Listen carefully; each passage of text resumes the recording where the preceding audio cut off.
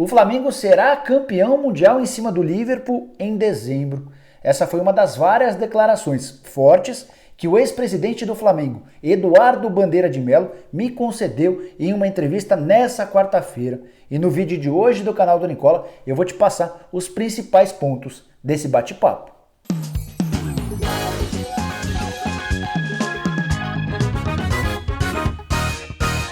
Fala aí pessoal, eu sou o Jorge Nicola e sem nenhuma enrolação quero ir direto para o assunto que eu prometi no começo do vídeo. A entrevista com Eduardo Bandeira de Mello, ex-presidente do Flamengo. Ele dirigiu o clube de 2013 a 2018. Foram 6 temporadas que lhe renderam muitos elogios, mas também uma enorme quantidade de críticas, inclusive de torcedores do Flamengo. Tudo por causa, principalmente, da falta de títulos. Foram apenas 2 campeonatos estaduais e uma Copa do Brasil. Nesse bate-papo feito por telefone, em quase 1 hora de conversa, ele falou sobre Vinícius Júnior, sobre Paquetá, categorias de base, reconheceu que errou quando demitiu uma série de técnicos, foram 13 durante esses 6 anos, encheu a bola do seu departamento jurídico, do departamento financeiro, falou sobre o futuro do Maracanã e também do Flamengo, deu sua opinião sobre o enfraquecimento de Fluminense, Botafogo e Vasco, entre várias outras coisas legais que eu vou começar a destacar a partir de agora. E a primeira pergunta que eu fiz para o ex-presidente do Flamengo foi qual o sentimento que ele tem ao ver o Flamengo brigando por 2 títulos. Logo de cara ele começa me corrigindo, garantindo que não são 2 e sim 3. Isso porque ele está apostando no título do Brasileiro, aposta também no título da Libertadores e aí, por consequência, a chance de uma terceira conquista, ainda em 2019, no Mundial de Clubes. E aí o Bandeira diz que está confiante na conquista do título, até porque o rival é o Liverpool, que ele chama de freguês. Depois eu perguntei para o Bandeira se ele continua acompanhando o Flamengo. E aí tem 2 respostas para essa mesma pergunta. Na parte política, o acompanhamento é 0. O Bandeira abandonou o Flamengo no que diz respeito a essa área mais política. Ele demonstrou muita irritação e frustração com o fato de terem tentado expulsá-lo do clube, sob a acusação de que ele tinha processado o Flamengo. Ele jura que nunca processou o Flamengo, que essa foi uma grande invenção. Até por isso, ele se afastou da política e assegurou que não tem qualquer intenção de voltar a ser presidente do Flamengo no futuro. Mas em relação à parte do torcedor, aí sim, essa relação segue muito forte. Ele conta que vai a quase todos os jogos no Maracanã, inclusive já garantiu ingresso para o jogo contra o Atlético Mineiro nessa quinta-feira, e aí ele conta a curiosidade de que vai à arquibancada, até por isso a imprensa não fica sabendo. Se ele frequentasse aqueles lugares mais nobres do estádio, certamente se depararia com a imprensa, mas ele conta que vai ao mesmo lugar, se senta no mesmo setor que sempre sentou desde a época em que era criança como torcedor rubro-negro. Na sequência eu pergunto para o Bandeira qual que é a participação dele nesse atual momento de alta do Flamengo, e a resposta é: não sou a pessoa mais indicada para avaliar. Pode ter gente que acha que eu tenho participação, vai ter gente que acha que não. Mas estou muito feliz com a receptividade das pessoas nas ruas. O que ele contou é que por onde passa, há uma série de rubro-negros que vão, agradecem e festejam tudo o que ele fez entre 2013 e 2018. Em determinado momento da entrevista, ele chega a contar até que torcedores de outros clubes, como Fluminense, Botafogo e Vasco, também dizem ter inveja, que gostariam de ter um dirigente como ele. Mais pra frente, quase no final da entrevista, eu chego a perguntar para o Bandeira se ele vê futuro para os 3 grandes rivais do Flamengo, que se tornaram bem menores no que diz respeito ao aspecto financeiro nos últimos anos.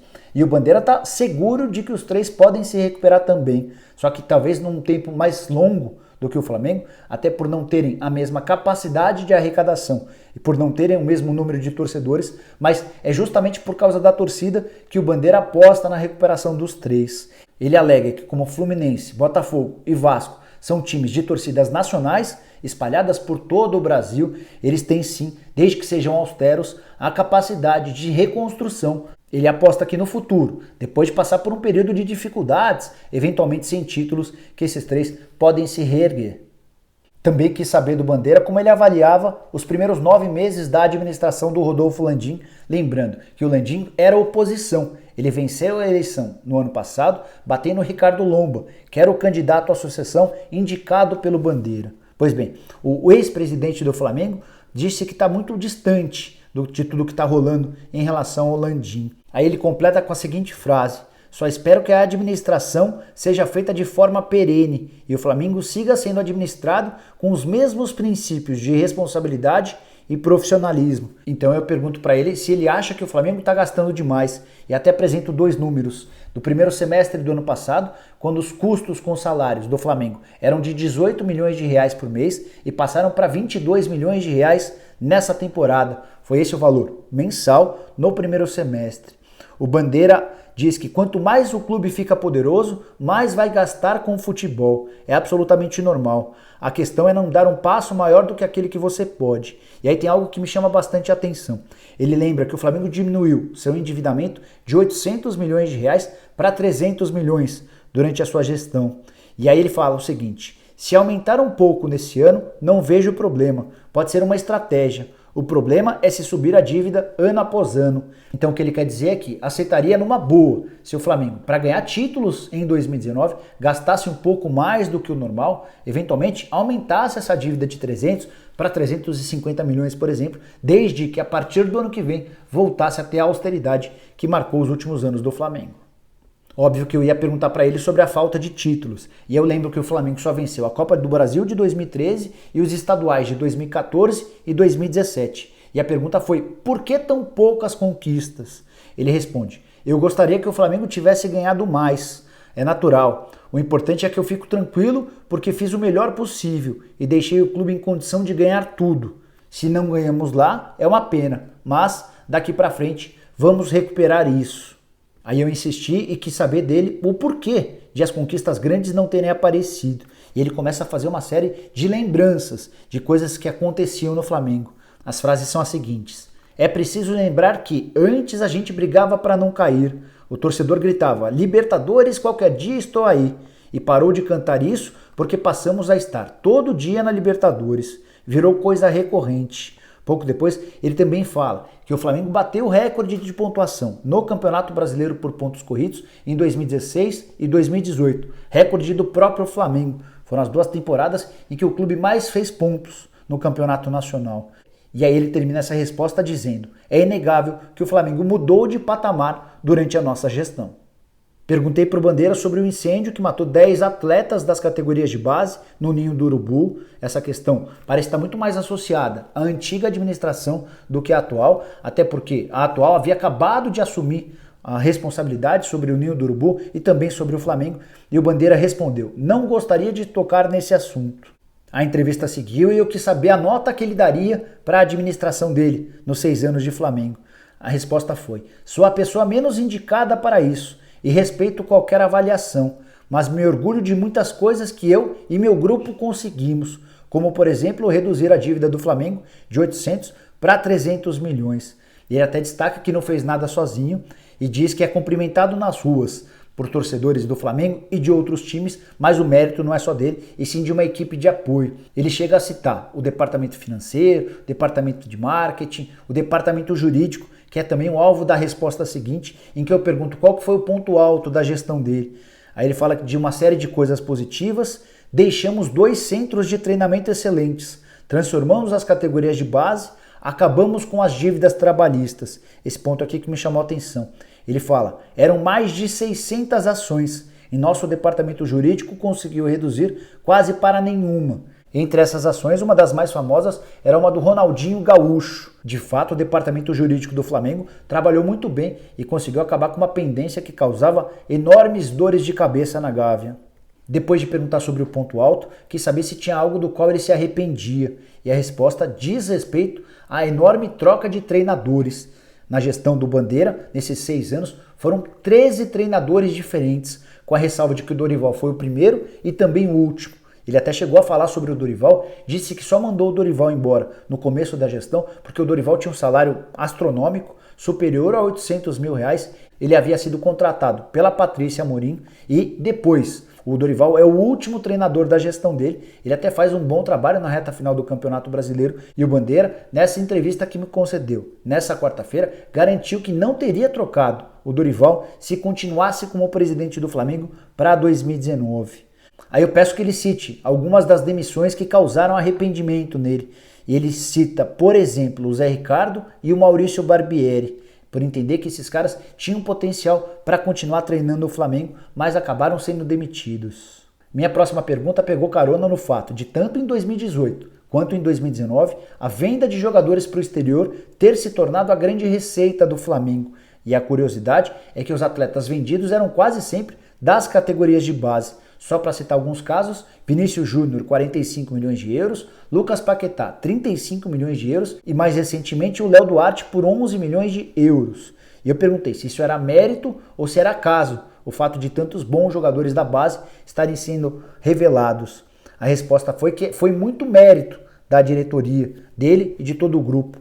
Ele até lembra que na década de 80, quando o Flamengo foi campeão mundial, tinha como base atletas revelados na própria Gávea. Mas, com o tempo, isso acabou se perdendo. E ele cita que quando assume, a grande referência, quando o assunto era categoria de base no Rio de Janeiro, era o Fluminense, com o trabalho de Xerém. Tanto que a última grande venda feita pelo Flamengo de um atleta da categoria de base havia sido o Renato Augusto, em 2008. Ele foi para o Bayer Leverkusen por 6 milhões de euros. A partir daí, assim que assume, o Bandeira passa a investir pesado nas categorias de base, contratação de profissionais, observação de atletas por todo o país, pagamentos de salários não seria a palavra correta, mas pagamento de ajuda de custo e uma infraestrutura melhor para os atletas da base. E a partir do segundo mandato, mas para a reta final do segundo mandato, os frutos desse investimento começaram a aparecer, com atletas surgidos da categoria de base aparecendo com muito destaque. Quis saber do Bandeira se ele não se precipitou ao vender o Paquetá antes do fim da temporada. Você vai lembrar que ele foi vendido para o Milan em outubro, muito antes de o Campeonato Brasileiro terminar. E aí até perguntei se isso também não era uma estratégia para evitar que o Flamengo terminasse com déficit no ano passado. E ele respondeu: não, de jeito nenhum. A venda foi também para conseguir motivar o jogador até o fim do ano. Já existia uma certa pressão da parte dele, por causa de seus 21 anos, alguém que não vinha das camadas mais favorecidas da sociedade e tinha a oportunidade de arrumar a vida dele e de 2 gerações com a ida para o Milan. E aí o Bandeira acrescentou que há uma série de gatilhos no contrato fechado entre o Flamengo e o Milan, e esses gatilhos podem elevar esse valor da venda para até 45 milhões de euros. Como é que o Flamengo pode completar esses 10 milhões de euros? De acordo com o ex-presidente, com jogos como titular no Milan e convocações para a seleção brasileira, entre outros pontos. O Bandeira até acrescentou que alguns desses pontos já foram alcançados e devem render nos próximos dias, quem sabe semanas ou meses, um dinheiro para o Fla.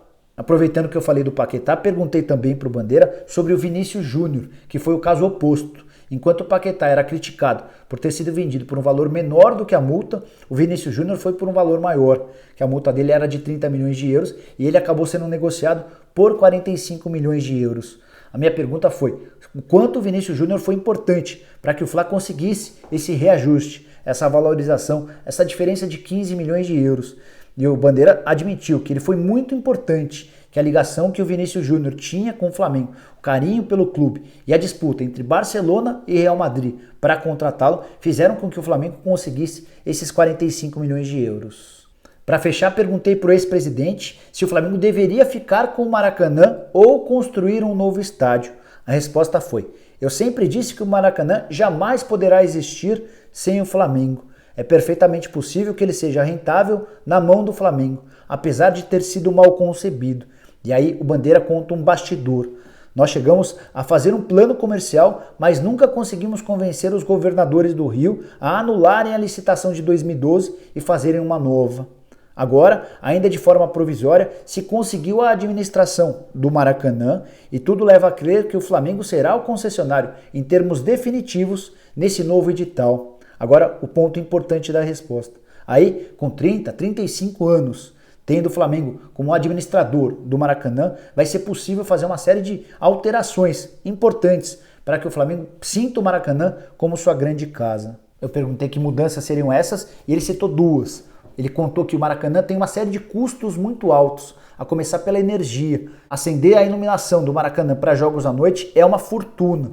Ele conta que a partir do momento em que o Maracanã passar a ser do Flamengo por um longo período, é possível fazer um investimento para ter um sistema de iluminação mais barato e com a mesma eficiência. Outro ponto que chama bastante atenção para o ex-presidente do Flamengo. Ele cita que, por exemplo, no jogo contra o Atlético Mineiro, vai se separar um espaço muito grande para o torcedor do Atlético.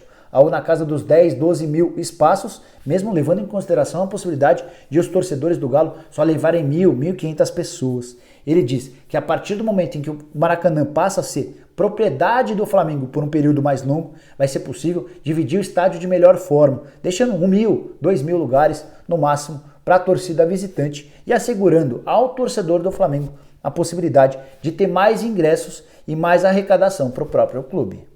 Bom, pessoal, se você quiser dar uma lida na íntegra, na entrevista que eu fiz, ela tá lá no meu blog, no Yahoo, muito fácil você achar, só por blog do Nicola no Yahoo, certamente você vai achar essa matéria. Espero que você tenha curtido essa entrevista que eu fiz com o Bandeira. Quem curtiu, não esquece de dar um like por aqui. Se você ainda não se inscreveu no canal, se inscreva e acione o sininho, assim você passa a ser notificado toda vez que eu fizer um vídeo novo ou uma live, e use espaço para comentários para dizer o que você acha sobre a gestão do Bandeira, o que você achou da entrevista, se ficou alguma dúvida, se você quer deixar sugestões de outros possíveis entrevistados em vídeos que eu farei aqui no canal do Nicola, tudo isso é muito bem-vindo, beleza? A gente se vê em breve, um abraço!